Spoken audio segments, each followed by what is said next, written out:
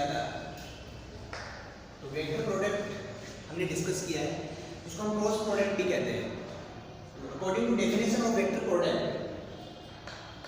जो हमारे पास है वो है magnitude of A and magnitude of B sine theta n cap. ये आपका मैग्नीट्यूड है एन कैप, उसकी डायरेक्शन को शो करता है जो ए क्रॉस बी के परपेंडिकुलर प्लेन में है।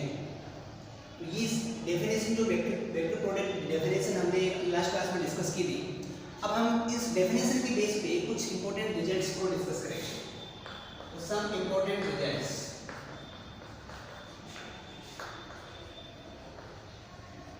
हैं वो हम यहाँ पे डिस्कस करने वाले हैं, some important results.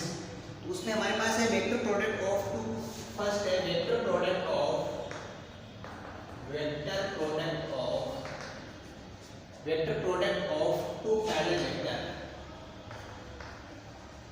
To parallel vector. तो vector product of two parallel, तो इस केस में हमारे दो केस हो सकते हैं। The one case is suppose that vector A and vector B are parallel vector and some another case the two vector are same। both case में हमें देखना है कि क्या कैसे हम डिस्कस कर सकते हैं। तो इस केस में जो एंगल होगा हमारे पास वो एंगल होगा 0 डिग्री, और इस केस में अगर 0 डिग्री होता है तो दो वेक्टर का जो क्रॉस प्रोडक्ट है आपके पास वो आप देख सकते हैं magnitude of A magnitude of B, इसकी साइन 0 एन कैप। ये आपका रिजल्ट रहेगा 0, तो ये बन जाएगा आपके पास 0 क्या है मेरे पास, तो vector product of two vector two parallel vector be always 0।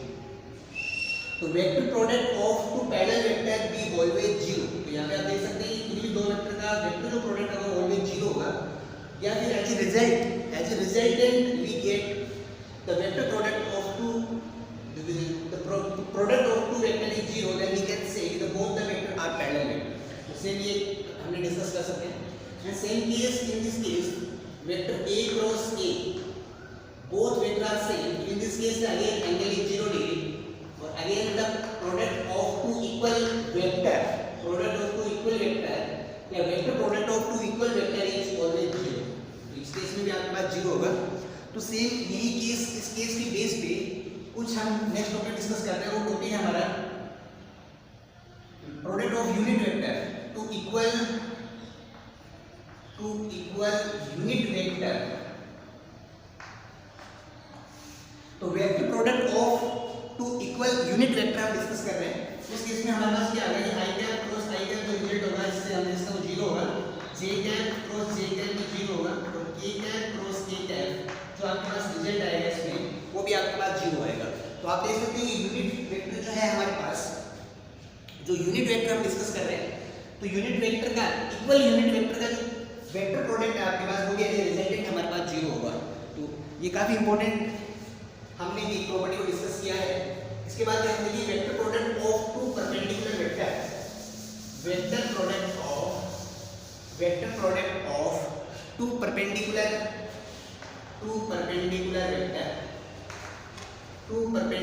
Vector.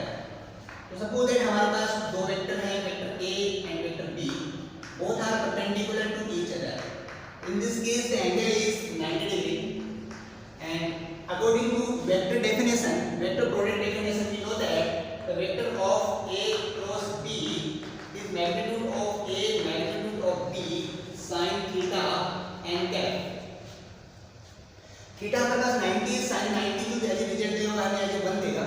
तो vector product of two vector is magnitude of A and magnitude of B and n cap. तो इस केस में अगर मैं इसका मैग्नीट्यूड फाइंड करता हूं तो magnitude of vector product of two vector is magnitude of A and magnitude of B, या हम इसको डायरेक्ट ए बी डिनोट कर सकते हैं। तो यहाँ पे ऐसे जो रिजल्ट है हमारे पास कि vector product of two perpendicular vector is equal to magnitude of vector A and magnitude of vector B। तो ये भी हमारे पास एक बहुत इंपॉर्टेंट थ्योरम है। इसके बेस पे, इसी की बेस पे हम जो नेक्स्ट थ्योरम हम डिस्कस करते हैं और वो है हमारे पास कि टू यूनिट वेक्टर जो है हमारे पास, product of unit vector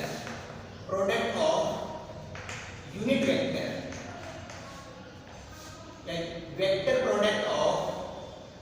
product of unit vector. So suppose this, in this case, I cap is the unit vector in the direction of A, and this is B, this is J cap, and this a cap. So I cap, j cap, a cap are unit vector. Then the vector product of I cap and j cap, vector product between the I cap and j cap, this is the formula by the definition. This is the magnitude of I cap, the magnitude of j cap, this is sin theta, and this is the direction only, this is the perpendicular to the plane I and j, this is a cap. तो आपके पास यहाँ पे direction आएगी वो आएगी a cap. I cap और j cap both are perpendicular to each other. In this case the angle is 90 degree. So I cap cross j cap जो होगा, magnitude of I cap हमारे पास 1 है, j cap 1 है, this is again 1, result आएगा k cap. तो यहाँ से हम एक फॉर्मूला जनरेट कर सकते हैं कि I cross j cap जो आपको रिजल्ट देगा वो देगा k cap. तो सेम अगर मैं इसको डायरेक्ट आगे लेता हूँ, j cross k cap जो होगा वो होगा आपके पास I cap, और k cross I cap जो होगा वो होगा आपके पास j cap. तो इस तरीके से आप देख सकते हैं कि रोटेशन में अगर हम इसको स्टार्ट करते हैं, जैसे आपने यहाँ से स्टार्ट किया I j k, तो I cross j k cap, k cross I k या j cross k जो है वो आपके पास है I cap, और k cross I जो है वो है आपके पास j cap. तो इस तरीके से रोटेशन में आप देख सकते हैं कि एंटीक्लॉकवाइज रोटेशन में जब हम इसको रोटेट करते हैं तो इस तरीके से हमारे पास ऐसे रिजल्टेंट आता है. और इसी रिजल्टेंट को अगर हम ऐसे देख सकते हैं कि I और j की, और अगर ये डायरेक्ट अगर हमारे पास कंसीडर होता है तो उस केस में हम देखेंगे कि जैसे I क्रॉस j है और कहीं पे केस आता है j क्रॉस I, उस केस में जो रिजल्ट होगा माइनस k कैप होगा. आप देख सकते हैं k कैप की जो डायरेक्शन है वो आपकी इस तरीके से होगी, लेकिन इस k कैप की जो डायरेक्शन होगी वो इसके परपेंडिकुलर डाउनवर्ड साइड में होगी. आप देख सकते हैं कि I cap cross j cap, कि I कैप को अगर मैं ऐसे फिंगर लेता हूं और अगर मैं इसको रोटेट करता हूं मेरे राइट हैंड रूल से, जो आपका थंब है वो उसकी डायरेक्शन को डिनोट करेगा. लेकिन j कैप के केस में j कैप मेरे फिंगर्स जो है वो j कैप में है, और I कैप की तरफ अगर इसको रोटेट करता हूं तो जो मेरा थंब है वो आप देखिए उसकी डायरेक्शन जो डाउनवर्ड होगी. तो उस केस में जो मेरे पास यहाँ पे जो डायरेक्शन होगी माइनस k आएगा, रिजल्टेंट ऐसे माइनस k कैप आएगा मेरे पास. इसके बाद हमारे पास जो टॉपिक है, नेक्स्ट टॉपिक हम डिस्कस कर लेते हैं. तो इंपॉर्टेंट डिजिट्स के बाद वेक्टर प्रोडक्ट हमने यहाँ पे किया. अब कुछ अलजेब्रिक प्रॉपर्टीज हम डिस्कस कर लेते हैं. Algebraic properties of vector product, algebraic properties of vector product. Algebraic properties में हमारे पास बेसिक जो प्रॉपर्टीज हम डिस्कस करने वाले हैं वो आपके पास है कम्यूटेटिविटी, एसोसिएटिविटी एंड डिस्ट्रीब्यूटिविटी. तो सबसे पहले हम कम्यूटेटिव प्रॉपर्टी डिस्कस करते हैं. This is commutative TVT. तो कम्यूटेटिव प्रॉपर्टी हम डिस्कस कर लेते हैं. इन द कम्यूटेटिव या हम ये कह सकते हैं कि vector product not fulfil the commutative property. It means a cross b जो है वो not equal to b cross a. It means जो वेक्टर प्रोडक्ट है हमारा वो कम्यूटेटिव लॉ को फुलफिल नहीं करता है. अगर मुझे इसको इक्वल करना है तो इस केस में आप देखेंगे कि a क्रॉस b जो है वो माइनस b क्रॉस a होगा आपके पास. सेकंड है आपके पास एसोसिएटिव प्रॉपर्टी. एसोसिएटिव प्रॉपर्टी के लिए आपको पता है कि मिनिमम हमें 3 क्वांटिटी नीड होती है, लेकिन इस केस में आप देखेंगे हम दो वेक्टर कंसीडर करते हैं और वन आपके पास स्केलर होता है. इन तीन का जो आपका वेक्टर प्रोडक्ट है वो कुछ इस तरीके से हो सकता है, वो ये पॉसिबल है आपके पास, या फिर आपके पास वो इस तरीके से पॉसिबल है, या फिर आपके पास ये प्रोडक्ट इसका पॉसिबल है. थर्ड है आपका डिस्ट्रीब्यूटिव प्रॉपर्टी. डिस्ट्रीब्यूटिव प्रॉपर्टी तो वेक्टर प्रोडक्ट जो है वो एडिशन के लिए, वेक्टर प्रोडक्ट जो है वो एडिशन और सब्ट्रैक्शन के लिए आपका डिस्ट्रीब्यूटिव लॉ को फुलफिल करता है. तो सिंपली अगर देखें जैसे a vector cross b vector plus c vector, तो in this case the distributive property, तो for the vector product only the addition vector product is fulfill the distributive law.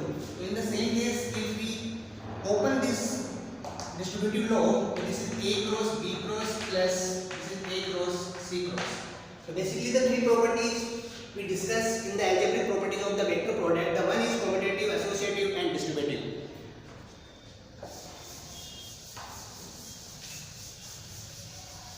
After that हम देखते हैं vector product.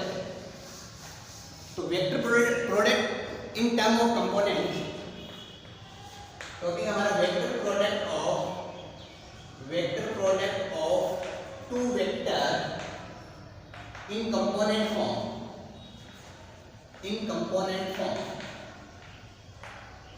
तो vector product जो हम discuss कर रहे हैं कंपोनेंट फॉर्म में डिस्कस कर रहे हैं। तो first we consider two vector, vector A जो है वो आपके पास कंपोनेंट फॉर्म में a1 i cap, a2 j cap and a3 k cap. Vector B जो है वो आपके पास है b1 i cap, b2 j cap and b3 k cap. तो vector product of a cross b, तो वो प्रोडक्ट हमारे पास है a1 i cap, a2 j cap, a3 k cap cross product of b vector this is b1 i cap, b2 j cap and b3 k cap. और हमने already discuss किया है कि sum of vector is fulfil the distributive law in the vector product. तो simply ये distributive property हम यहाँ पे अप्लाई करने जा रहे हैं। वो हो जाएगी हमारे पास a1 b1 i cap in cross i cap, a1 b2 i cross j, a1 b3 i cross k cap plus a2 b1 j cross i cap, a2 b2 j cross j cap, a2 b3 j cross k cap plus a3 b1 k cross i cap, a3 b2 k cross j cap and a3 b3 k cross k cap cross k cap. अब simply आप देख सकते हैं कि जो दो equal vector है, unit vector है, उनका जो प्रोडक्ट है वो हमारे पास 0 होगा। तो ये एज रिजल्टेड आपके पास 0 आएगा, j आपके पास 0 आएगा, ये अगेन 0 आएगा और k कैप आपके पास 0 आएगा। इसके बाद हम देख सकते हैं कि a1 b2 i cross j जो देगा वो आपको देगा k cap plus a1 b3 i cross k direct यहाँ से आप देख सकते हैं कि हमारे पास डायरेक्ट जंप कर रहा है, तो इस केस में इसका जो आएगा वो आएगा माइनस j कैप प्लस ये आपके पास a2 b1 j cross i, तो आप देख सकते हैं कि j एक रोटेशन में नहीं है हमारे पास, i j होता तो k कैप होता, j into i है तो इसको लिखेंगे हम माइनस k कैप, ये आपके पास 0 आएगा, ये बन जाएगा आपके पास a2 b3 j cross k, तो ये देगा आपका जो रिजल्टेंट i कैप। फिर आपके पास a3 b1 जो है a3 b1 k cap into k cap 0 है हमारे पास, तो इससे पहले है आपके पास j cross k, a2 b2 0 है, a2 b3 है आपका j cross k, this is i cap plus a3 b1। Component form में हम जो वेक्टर प्रोडक्ट को डिस्कस कर रहे हैं, तो कंपोनेंट फॉर्म में जब हम वेक्टर फॉर्म को जब मल्टीप्लाई करते हैं यहाँ पे आ रहे हैं, यहाँ पे देख सकते हैं जो लास्ट में जो रिजल्ट है हमारे पास, जैसे a2 b3 j cross k, तो j की i कैप देगा आपको, a2 b3 जो है आपको वो i कैप देगा, a3 b1 ki, a3 b1 ki क्या j कैप देगा आपके पास, a3 b2 की j भी आपके पास माइनस i कैप देगा।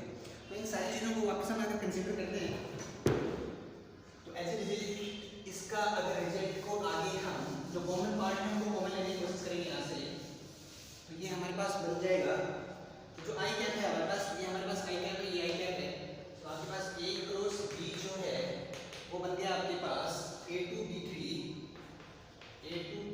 माइनस a3 b2, ये बन गया i cap plus j cap जो ये पार्ट है, तो a3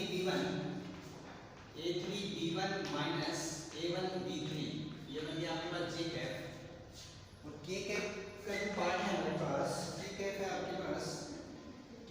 आपके पास a1 b2 minus a2 b1। तो सिंपली अगर मैं इसको वापस फॉर्म में कन्वर्ट करता हूँ, तो यहाँ से आप देख सकते हैं ये बनेगा मेरे पास a1 b2,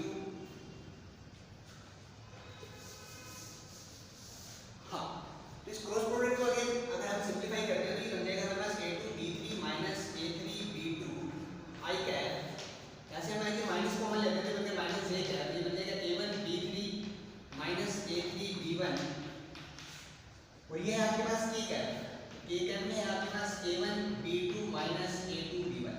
अब इस फॉर्म को अगर हम डिटरमिनेंट फॉर्म में कन्वर्ट करते हैं, तो सिंपली आप देख सकते हो कि जो वेक्टर है आपके पास a वेक्टर और b वेक्टर है, उस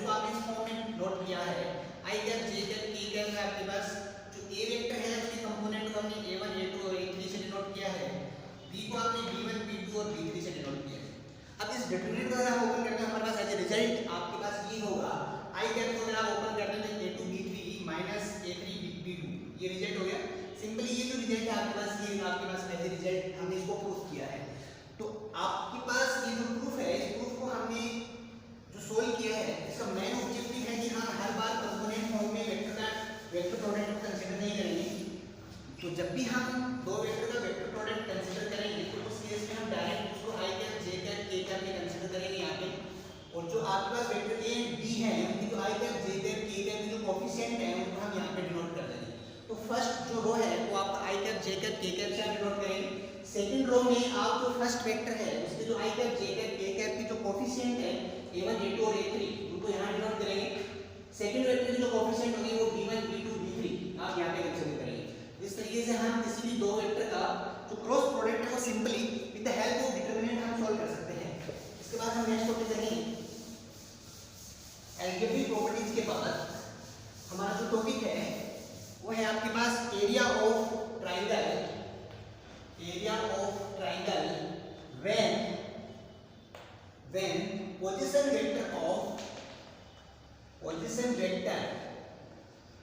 vector a b and c position vector of vertex given are given।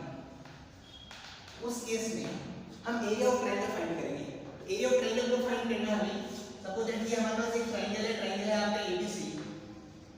हमें पोजीशन वेक्टर ऑफ या सिंपली आप ऐसे ले सकते हैं हाँ एबीसी ले सकते हैं और एबीसी जो आपके वर्टेक्स है उनकी पोजीशन वेक्टर हमें गिवन है। This is A vector, this is B vector and this is C vector. इस केस में हमें इस ट्रायंगल का एरिया फाइंड करना है।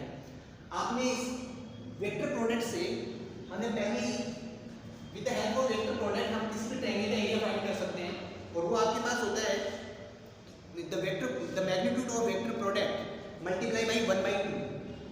तो उस केस में आप देख सकते हैं कि इस केस में एरिया ऑफ जो ट्रायंगल है आपके पास एरिया ऑफ ट्रायंगल है वो आपका half into magnitude of two vector this BC and BA। तो BC vector cross BA vector. Simply इसको अगर हम सॉल्व करते हैं तो BC वेक्टर जो है वो position vector of C minus position vector of B multiply BA position vector of A minus position vector of B। इसको हम सिंपलीफाई करेंगे यहाँ से तो आप देख सकते हैं ये बन जाएगा आपके पास। तो यहाँ से आप डिस्ट्रीब्यूटिव प्रॉपर्टी को अप्लाई करेंगे तो C वेक्टर को इससे मल्टीप्लाई करने वाले हैं तो C cross A minus C cross B minus B cross A और प्लस B क्रॉस B। आप देख सकते हैं कि ये वेक्टर जो है आपकी इक्वल वेक्टर है तो इसका जो रिजल्टेंट होगा वो 0 होगा आपके पास। तो इसका जो रिजल्ट आएगा आपके पास वो रिजल्ट है आपके पास C cross A simply positive है और एक ऑर्डर में है। C क्रॉस B को आप लिख सकते हैं B क्रॉस C प्लस इसको लिख सकते हैं आप A क्रॉस B। और इसी को ही हम एक सिंपल फॉर्म में अगर नोट करें तो आप देख सकते हैं कि area of triangle is become half of एक ऑर्डर में अगर कंसीडर करें तो मिलेगा A cross B plus B cross C plus C cross A। तो सबसे इंपॉर्टेंट क्या है कि यहाँ पे जो ABC है हमारे पास वो पोजीशन वेक्टर ऑफ वर्टेक्स है। तो किसी भी ट्रायंगल में अगर मुझे position vector of vertex given हो तो उस केस में जो एरिया ऑफ ट्रायंगल होगा मेरे पास वो आपके पास ये फॉर्मूला होगा। And the last case the condition of collinearity हम यहाँ पे डिस्कस करने वाले हैं। तो कंडीशन ऑफ